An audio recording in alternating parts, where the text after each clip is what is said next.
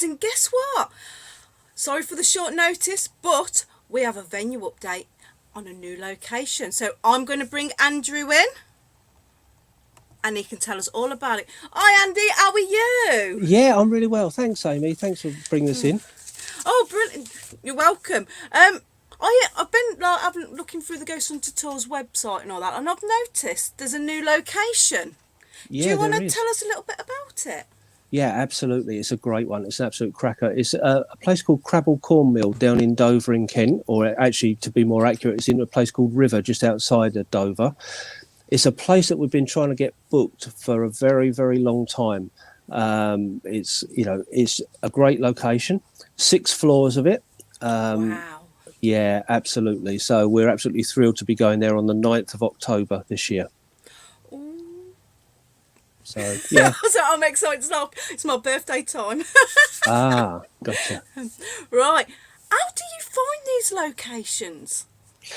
That's an interesting one. So there's quite a big criteria for us to run an event at a location. So to start with, we don't just kind of happen on these places. We do some research and have a look at places and haunted stories and everything like that, and talk to people and find out what their experiences are at places. Then that's kind of our starting point. Then what we'll do is we'll go and view a location, but we have to view it bearing in mind that we're going to be taking our guests there. So we have to make sure that the location is safe for guests, health and safety wise, and, make sure we can run a safe night and everything like that. The ghost part from that point on is kind of almost secondary, because we need to know that we can run an event there. We need to know we've got like a hub room. We can make our guests a cup of tea. They need somewhere to park, and they need the loos. So there's quite a sizable criteria to sort of running an event. Absolutely. So once we've got that bit out of the way, we can concentrate on the ghosty bit, which is much more interesting for us, really. The health and safety bit is the boring bit, but it's the necessary bit. Yeah, but do you have... It is boring, but it is really important. Like, do you have a risk assessment for one location, or do you have a general one for all the locations? No, we do one per location, and to be honest with you, we do one for every time that we go there, because where we go to locations time and time again, we're not often aware of changes that have been made until we kind of find out when we finalise bits and pieces a couple of weeks before.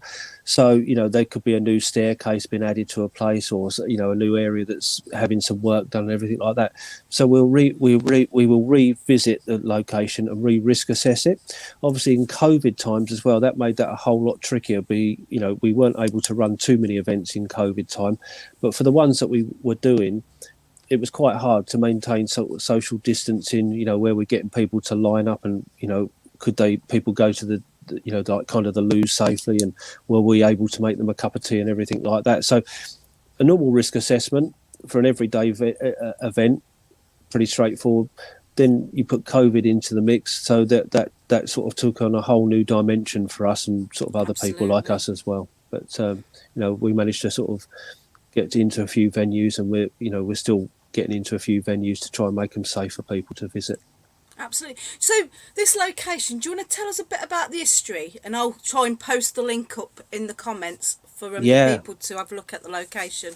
Yeah, absolutely. So it's an old place, and it originally was, now it's called Crabble Corn Mill. It originally was called Mannering Mill, okay, and it was built in 1812, right on the River Dower. So it was like producing flour for sort of the people of Dover, and it was a major employer of the people of Dover.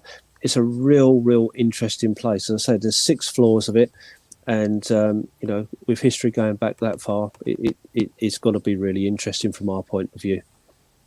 Right, I'm hoping I've done it right. Right. So is the place haunted then? So what tells about the ghosts about the location? Well, there is. It's run by a trust currently, and they shared with us some of the stories, and this is why we've been trying to get into this place for such a long time. There's been a couple of really horrific and really sad deaths at this location of like a couple of kiddies, and there's a really a strange theme running through this. So there was a couple of brothers called Edward and William Cruft, like kind of like the dog show Cruft. And Edward died aged 4 years old, and unfortunately he fell into a hopper and drowned in flour. Okay, that was on level 4. Sorry, I can't get right. My teeth going. Level 4. Okay. Interestingly and very sadly, his brother died 4 years later, and what he did was he fell into the gears of the machinery and was crushed and kind of mutilated in that way. But what is really strange and coincidence-wise about this, if you think that Edward died at the age of 4 on level 4, and then his brother died 4 years later. So everything like the 4 is quite prominent. Yeah, it's a significant number. Yeah. Yeah, it is.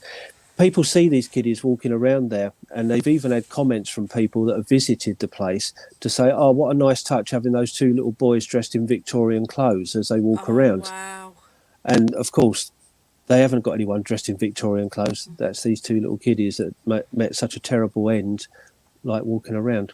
There's also a really strong whistling man that goes around this building on all floors as well. So they hear him quite strongly, particularly like late at night and everything like that. So so it's really sort of quite interesting. The other kind of phenomenon that goes on in this place is a lot of people have a lot of breathing problems in this location. And it's not because it's got like 6 floors and you've got to like virtually do a workout and everything like that. There's a lot of stairs in this place, believe me. There was a guy called George Danes, who was one of the owners, come workers at this place. And there's no reason that, it's no surprise that he was knackered. He had 18 kids. So, and obviously no telly. But he actually died from something called Miller's lung in 1907. So people report about having real problems breathing, like respiratory problems. I mean, the place is like spotlessly clean now, so it's not like, you're not breathing things in like that. But they really get overcome by this this phenomenon of this breathing. So there's some pretty good little haunting things there. Very, very sad how those 2 little boys passed away. It must have been absolutely terrible, both terrible ways to die, sadly. Oh, absolutely. Yeah. So, is there any other locations that you'd like to plug while we're here? Well, glad you asked. Actually, I mean, we're back doing proper events from in the middle of May. The first one that we're back on doing properly is Dover Castle, one of our favourites. I think you're coming down for that, aren't you? I think we are. I think me and Dee's coming down. Yeah, so that'd be great to see you guys. I'm at Manston on that night, so we've got Dover Castle and Manston, RF Manston on that night. And then later on in June, we are at the fantastic place called Kelvin and Hatch, the secret nuclear bunker. I'm there as well. Yeah. We're trying to keep you away, but you just keep turning up. But I know, I'm like that smell. Yeah, no, that's great. But that's a great location. You've never been there, have you? No, I haven't. Not Kelvin and Hatch, no. Yeah, so I'm quite looking forward to that. It's great. I mean, there's 3 big floors. Obviously, a nuclear bunker, a secret nuclear bunker, but everyone knows where it is. It's not very secret. Yeah, but that is a great location. As is Dover Castle. I mean, that's the go-to. That's the go-to location. You've done that one, haven't you? I've already done Dover Castle. It was amazing. I absolutely loved it. Yeah, no, absolutely great. So I think that was the first time I met Gary at Dover Castle. Have you been the same since? No. No. But we can't wait to get back to it properly, and we're absolutely thrilled to add Crabble Cornmeal to our sort of portfolio of venues. That'd be amazing. Yeah, absolutely. The tickets went on sale yesterday. They are selling very quickly, so if you do want to join us on this one, please do get your deposits or tickets sorted, because it is going to sell out very, very quickly. Absolutely. So, right, is there anything else before we nip off again? Yeah, so it'd be great if you guys can join us Sunday night at 8 o'clock for Amy's show. This week, Gary and I are out at another haunted location, and we want a little bit more interaction from you guys if we can, because we're going to somewhere. We're not going to tell you where it is, but we want to work under your direction.